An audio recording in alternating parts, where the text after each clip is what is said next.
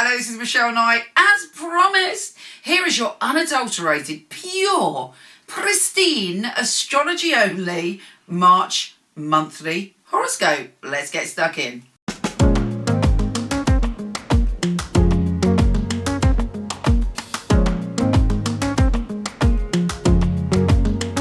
Hi, glorious, fabulous Pisces. This month, we're still in Pisces season. Yeah, baby. You should be pumped up and ready to go. You should be feeling confident and the beautiful goddess that you are. Now, having said all that, I have to say that Mercury may be throwing a spanner in the works as Mercury is going retrograde in your sign. Now, do not panic and do not fear. It just means you have to be on your toes, particularly about what you say to other people and what you do and how you're presenting yourself. Because there could be confusion. It may be that you just feel that somebody is being confused and you don't understand what they're saying. Wait it out. If you don't have to sign a document, you don't have to do something because you can wait, then do wait until the start of April, preferably after the first week in April, and things should be much clearer. You still have a little bit of magic in the way that you communicate, but again, as I say, you know what it's like with Mercury retrograde. Emails can go astray, technology can be a bit weird, all sorts of things that can happen, and it's like, annoying, you know. So forewarned is forearmed. Check your emails before you send them. If you're going on a journey, get there early, you know, just make sure everything is balanced, and don't take offense or make assumptions about what people say, because you could be wrong, because Mercury is retrograde. Now, the big news of this month is Uranus, the planet of the shocking and the unpredictable, is shifting signs and has not been in that sign since 1942. And it is huge news for you. It's all about communicating. You are likely to dramatically change the way that you communicate in the next 7 years. You may have unusual communication coming towards you, or you may even start working or in a job that involves communication and your connection with other people. Fascinating. Anything can happen. I don't know. You don't know. None of us knows because it's Uranus and it's a surprise. But this month you should get a little clue. There are lots of issues to do with communication and hopefully positive things to do with communication all month. Again, Mercury's retrograde, so use your wits. Now, there's a new moon in your sign. I love a new moon in your sign because it's your very own birthday wish. You are a little magician on that day.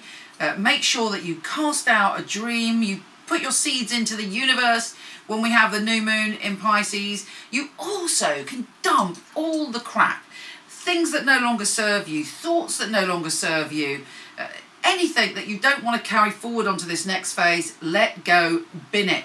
Burn your fears, do what you need to do to just leap into this next phase, which is a new energetic phase for you. Although maybe there may be something that you're not expecting to end that does end, but trust it's for the greater glory of your soul path later on. I do get to Pisces, I'll be talking non-stop for an hour and a half, but you know I give you my heart anyway. Yes, so you need to come from your soul path. And if anything's blocking your soul path, it tends to leave on a new moon. But again, make a wish, be positive. You can reinvent yourself in any way.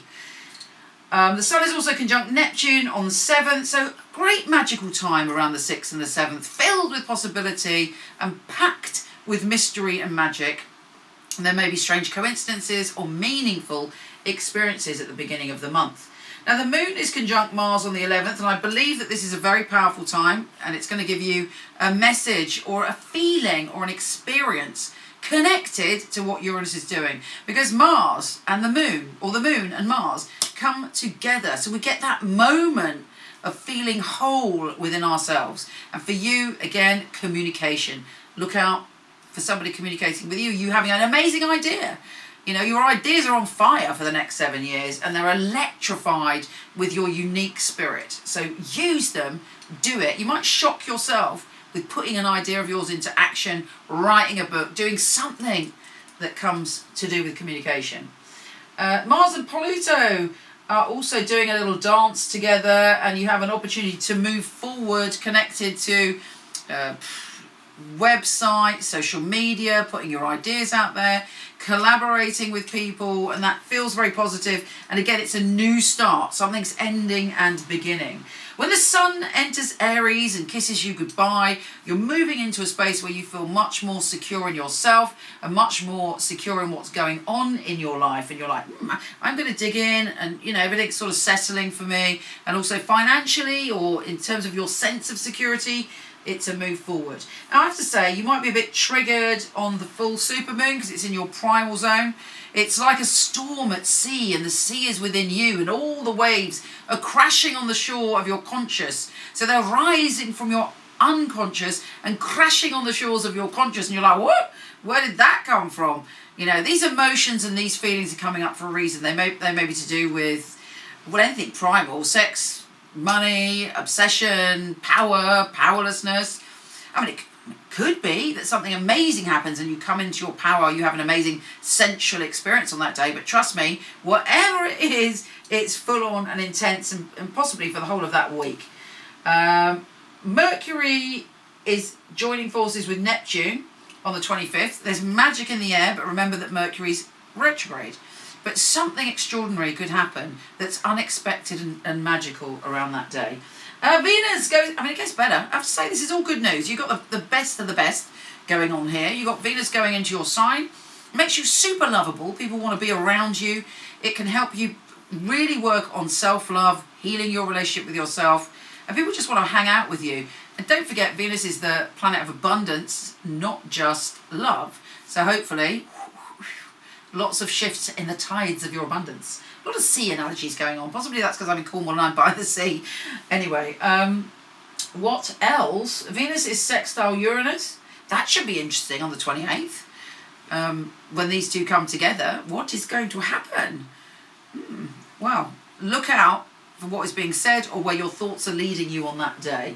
Mercury goes direct on the 29th. Still a little bit in shadow for a couple of weeks, but you're like, thank goddess for that. Wow, what a relief. And things should start to get clearer. Then Mars enters your home and family zone. So you may be like getting stuck into doing some gardening, patching the place up, doing something physical around your home and family. I have to say, if there's any problems with family members, particularly male or ex-family members or people that relate as male, there could be a bit of argy-bargy because you're not taking any crap. You're like, no. When you've got Mars there, and you're very protective of your family. Anyway, gorgeous being, come and visit me on Instagram at Michele Knight, Michele with one L. Nip over to horoscope.co.uk for all things astrology, michelleknight.com, Michele with one L, for all things psychic and tarot. And both these sites are stuffed with free stuff. So come and visit me, and like, share, blah blah blah. Love ya. Speak to you soon.